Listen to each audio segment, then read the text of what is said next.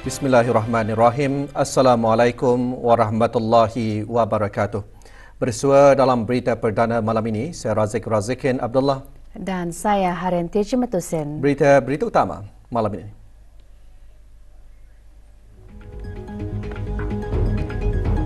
Ke bawah Duli Yang Maha Mulia Paduka Seri Baginda Sultan dan Yang di-Pertuan Negara Brunei Darussalam berkenan menghantar titah putusan tahniah berikutan pelantikan Perdana Menteri Republik Perancis.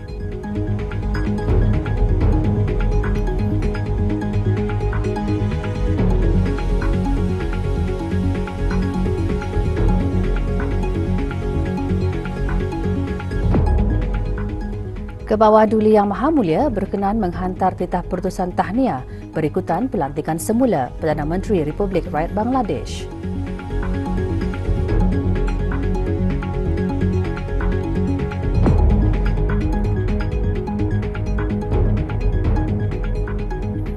Ke bawah Duli Yang Maha Mulia Paduka Seri Baginda Sultan Haji Hassanal Bolkiah Muizzuddin Wad Daulah, Ibni Almarhum Sultan Haji Omar Ali Saifuddin Sa'dul Khairuddin, Sultan dan Yang di-Pertuan Negara Brunei Darussalam telah berkenan menghantar titah putusan tahniah kepada Tuan Yang Terutama Gabriel Attal, Perdana Menteri Republik Perancis, berikutan dengan pelantikannya sebagai Perdana Menteri Republik Perancis baru-baru ini.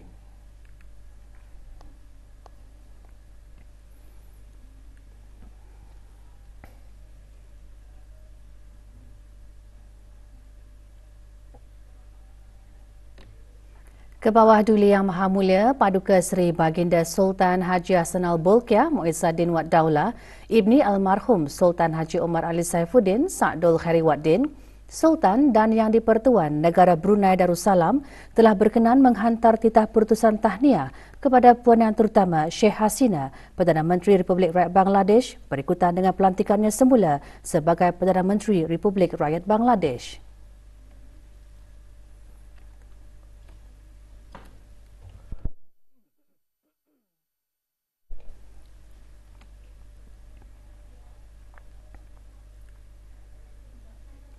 Adat istiadat perlu dipelajari untuk dipertahankan sebagai warisan tradisi yang sangat berharga. Ikuti bahan beritanya selepas ini bersama dengan bahan berita lainnya.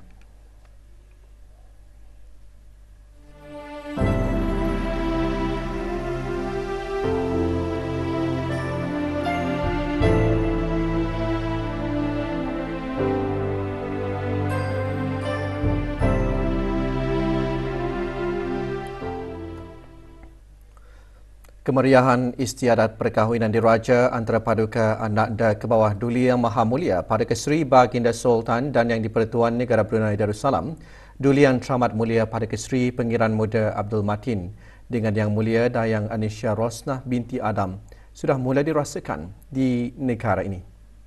Antara majlis istiadat yang dinanti-nantikan oleh rakyat dan penduduk ialah Majlis Istiadat Bersanding Pengantin Diraja yang akan berlangsung Ahad ini.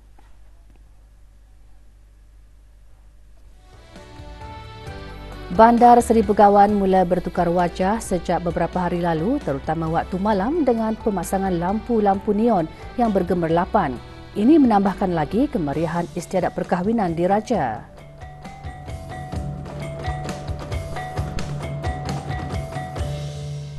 Pintu-pintu gerbang juga didirikan dengan dihiasi lampu-lampu neon yang berwarna-warni. Rakyat dan penduduk di negara ini dialu-alukan untuk berduyun-duyun ke Bandar Seri Begawan Ahad ini bagi sama-sama memeriahkan lagi istiadat perarakan pengantin diraja.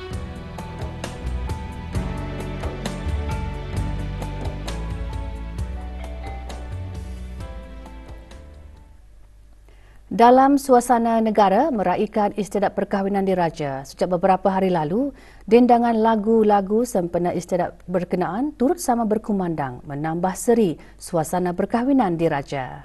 Lagu-lagu yang menangi peraduan mencipta dan menerbitkan lagu sempena perkahwinan diraja 2024, ciptaan khusus bagi kedua-dua mempelai pengantin diraja dapat ditonton dan didengar di siaran televisyen dan radio serta media sosial dalam dan luar negara. Memohon keberkatan dari Yang Esa, pasangan sehati terlihat sempurna. Lagu Renjana Pengantin Diraja yang menjuarai peraduan dicipta khas bagi menggambarkan kekuatan cinta dan kasih sayang pengantin diraja. Susunan melodi, muzik dan liriknya dihasrat dapat menyemarakan suasana perkahwinan diraja. Dikenali dalam industri hiburan, Juan Mandial yang juga penyusun muzik dan penulis lirik lagu berkenaan berharap sentuhan di sebalik lagu tersebut dapat dihayati para pendengarnya. Maksud Renjana, maksudnya dalam Kamus Dewan Bahasa lah, ia membawa maksud kasih, cinta dan rindu. Sudah kita ni tahu maksudnya tu kan, apabila dibaca Renjana Pengantin Diraja. So seolah-olah kita ni selaku rakyat, kita ni sudah mendoakan betul. Maksud lagu tu, lagu ni tentang cinta, cinta pengantin diraja.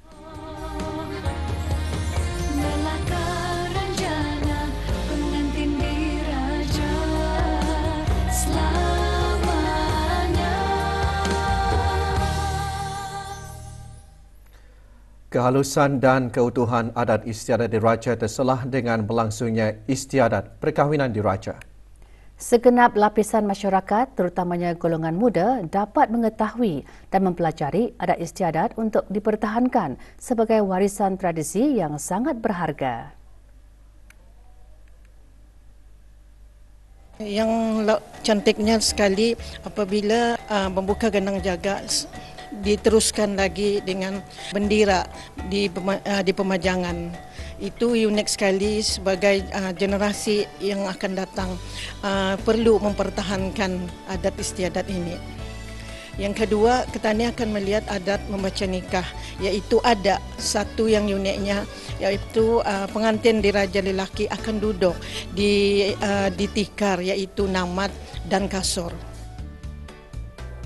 Bagi saya, ada istiadat yang penuh dengan bermakna untuk segenap generasi ini perlu dipertahankan dan jalankan dari masa ke semasa. Warisan dan budaya ini masih kekal dijalankan dengan adat beristiadat daripada majlis bersuruh, membuka gendang jaga-jaga hingga ke majlis persandingan diraja. Alhamdulillah, kita ni akan melihat perkara itu dan akan menjadi ristaan zaman berzaman. Sebagai untuk panduan kepada atau pengetahuan kepada orang-orang muda, malahan bukan saja orang-orang muda-muda, orang pertengahan ataupun warga emas pun mungkin belum mengetahui ada istiadat ini. Perkahwinan diraja ini akan dapat diikuti secara menyeluruh. Artinya kalau dulu tahun 60-an, 70-an media kita ini terhad, sekarang ini dunia akan dapat menyaksikan perkahwinan diraja tersebut. Kepada anak-anak muda kita, haruslah kita mempelajari juga adat istiadat negara kita, kerana kalau bukan kita sendiri yang mempelajari, siapa lagi yang akan mengetahui adat istiadat yang telah diadakan. Sementara itu, semua lapisan rakyat dan penduduk negara ini serta warga asing tidak akan melepaskan peluang bagi sama-sama menyaksikan perarakan perkahwinan diraja mengelilingi ibu negara sempena istiadat bersanding pengantin diraja yang amat dinanti-nantikan. Tempahan hotel-hotel di ibu negara juga meningkat dan sangat menggalakkan sepanjang majlis istiadat perkahwinan diraja berlangsung. Tetamu hotel terdiri daripada tetamu tempatan serta pelancong yang ingin menyaksikan perarakan diraja melalui ibu negara pada Ahad ini. Orang ramai pun telah menempah bilik-bilik yang kosong. Pada ujung bulan 10 2023, bilik-bilik kami telah pun memenuhi kapasiti tempahan dari orang ramai dan juga dari warga asing untuk menghadiri nanti perarakan perkahwinan diraja itu nanti. Acara tersebut adalah detik yang dinanti-nantikan dan ramai yang ingin mendapatkan tempat yang baik untuk melihat perarakan diraja.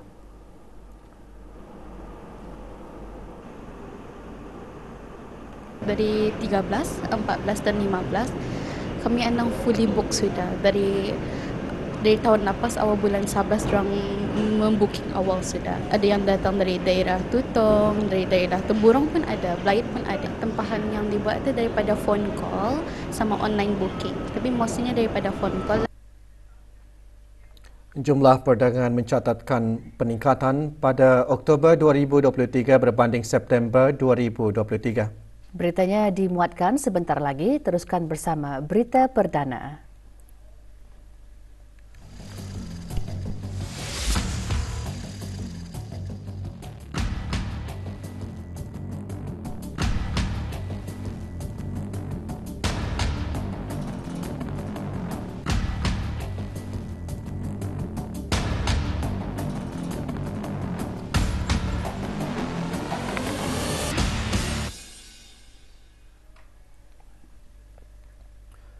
Jumlah perdagangan mencatatkan peningkatan sebanyak 30.5% pada bulan Oktober 2023 berbanding bulan September 2023. Jabatan Perancangan Ekonomi dan Statistik Kementerian Kewangan dan Ekonomi dalam siaran medianya menyatakan peningkatan tersebut disebabkan oleh peningkatan kedua-dua nilai ekspor dan import masing-masing sebanyak 8% dan 70%.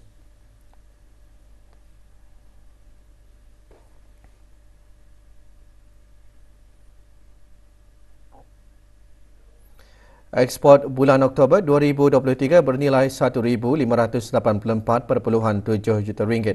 Bahan api galian merupakan penyumbang utama ekspor, diikuti oleh bahan kimia dan jentera dan kelengkapan pengangkutan.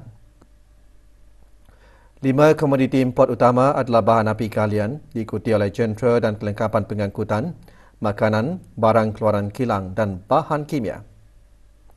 Pasaran ekspor utama pada bulan Oktober 2023 adalah Australia, diikuti oleh Singapura dan Republik Rakyat China.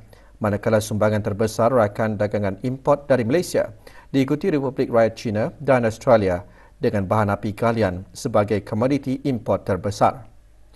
Laporan perangkaan perdagangan barangan antarabangsa bagi bulan Oktober 2023 boleh didapati melalui laman sesawang JPES. Dari UNISA untuk Gaza, program amal bagi kutipan dana untuk kemanusiaan rakyat Palestin di Gaza 2024 diungkayahkan bagi meraihkan solidariti orang awam serta menyebarkan kesedaran dan kefahaman mengenai isu-isu kemanusiaan di Palestin. Diadakan bersempena kempen Hari Bertindak, program anjuran unit kurikulum Pusat Penataran Ilmu dan Bahasa itu berlangsung pagi tadi di Universiti Islam Sultan Sharif Ali, UNISA. Perasmiannya disempurnakan oleh Dr. Haji Nur Arfan bin Haji Zainal, Rektor UNISA. Juga diadakan sesi perbincangan bertajuk Reflection on Palestine, Count Your Blessings dan memahami situasi di Palestin, muhasabah kesyukuran di Brunei Darussalam. Dana yang dikumpul bagi tabung kemanusiaan rakyat Palestin adalah dari hasil jualan bersih 50% daripada peniaga atau vendor dan juga kotak derma yang telah disediakan.